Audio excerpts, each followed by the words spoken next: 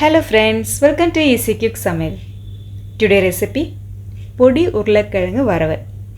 ரொம்ப ஈஸியாக குக்காக பண்ணக்கூடிய இந்த உருளைக்கிழங்கு வறுவலை நீங்களும் வீட்டில் செஞ்சு பாருங்கள். எல்லா வெரைட்டி ரைஸுக்கும் சூப்பர் காம்பினேஷனுங்க. ஈஸியாகவும் குக்காகவும் பண்ணிக்கலாம்.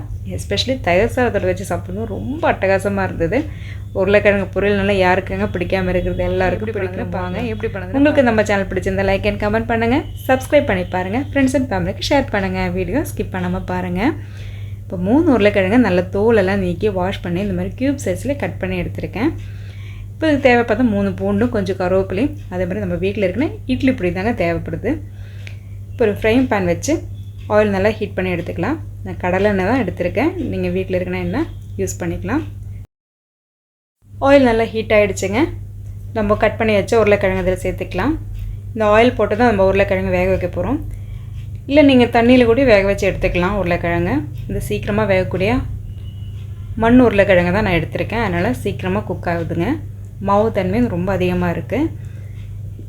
இப்போ இதில் கொஞ்சம் உப்பு சேர்த்து ஒன்று நல்லா மிக்ஸ் பண்ணிவிட்டு ஒரு 10-15 நிமிஷத்தில் இந்த உருளைக்கிழங்கெல்லாம் வெந்துடும்.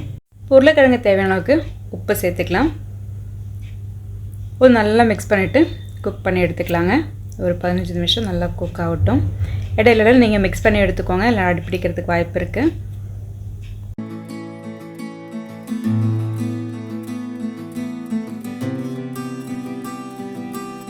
உருளைக்கிழங்கு நல்லா வெந்து வந்திருக்குங்க. இப்போ நம்ம ஒரு பிளேட்டுக்கு மாற்றிக்கலாம். இன்னொரு ஃப்ரைங் பேன் வச்சு ஒரு 2 டேபிள் ஸ்பூன் அளவுக்கு ஆயிலை ஊற்றிக்கலாங்க. இது கூட நம்ம 3 பூண்டு இடித்து வச்ச பூண்டு இதில் சேர்த்துக்கலாம். கொஞ்சோண்டு கருவேப்பிலையும் நம்ம இதை கூட சேர்த்துக்க போகிறோம்.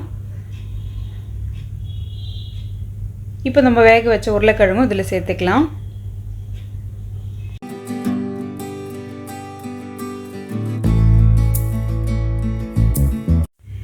இந்த பொரியல் இப்போ நம்ம பெருங்காயம் சேர்த்துக்கலாம். வீட்டில் அரைச்சி வச்ச இட்லி பொடி தாங்க சேர்க்குறேன். நீங்கள் கடையில் வாங்கின இட்லி பொடியாக இருந்தாலும் நீங்கள் சேர்த்துக்கோங்க. ஒரு 3 டீஸ்பூன் கிட்ட நம்ம சேர்த்துக்கலாம். இன்னும் கொஞ்சம் காரம் தேவைப்படாதுனாலும் நீங்கள் சில்லி ஃப்ளேக்ஸ் சேர்த்துக்கோங்க. சேர்த்து ஒன்று நல்லா மிக்ஸ் பண்ணி எடுத்தானா சூப்பரான பொடி உருளைக்கிழங்கு வறுவல் ரெடி ஆகிடுச்சுங்க. ரொம்ப ஈஸியாகவும் குக்காகவும் பண்ணிக்கலாம் இந்த பொரியல் ரெசிபி. எல்லா ரைஸோடும் சூப்பர் காம்பினேஷனுங்க.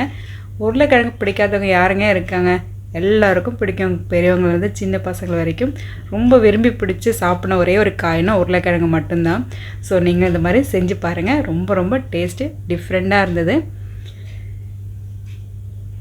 இப்போ நம்ம நறுக்கி வச்ச கொத்தமல்லியும் ஃபைனலாக தூவி விட்டானா உருளைக்கிழங்கு வறுவல் ரெடி. மஸ்ட் ட்ரை சொல்லாங்க, அந்தளவுக்கு டேஸ்டியான அந்த உருளைக்கிழங்கு ரெசிபி.